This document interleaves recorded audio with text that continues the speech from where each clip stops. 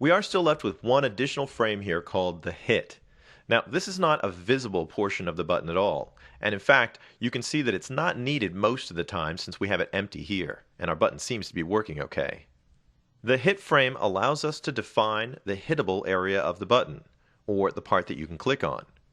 Now, by default, if you leave the hit blank, the hittable area or the clickable portion of the button will be whatever the button shape actually is. And you can see that our shape is a nice easy to hit rectangle right here in all of our states, up, over, and down. The main reason for using the hit frame is to actually enhance that hittable area. Let's say you had an especially small button, you could draw something into the hit shape to expand the area where your user could actually click. Now, let's just try this out here. For starters, I'm going to go into the hit area, and I'm going to press F6 to create a keyframe. Remember, you can use your insert menu if you need to. That places a copy of our rectangle from our last keyframe forward, so we have the same graphic here. Now, right now, the hit shape is exactly the same as our other shapes, so we won't see any changes. But we can move this around to change the hit area. Let me choose my free transform tool, and I'm going to take this rectangle and squish it down so it's a lot smaller. I'm also going to use my normal selection tool, and I'm going to move it over just a little bit. Now we can see by moving the playhead backwards that our new hit area is actually off to the right side of where our button appears. Let's test our movie out right here.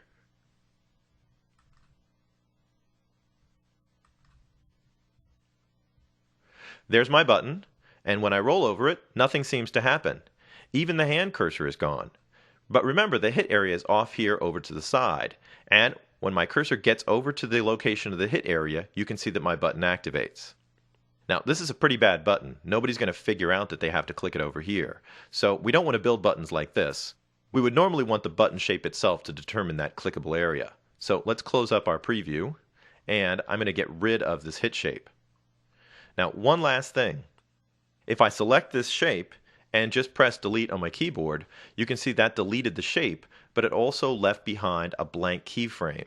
Now, this is very bad in a button. What we've created is a button where there's nowhere to hit.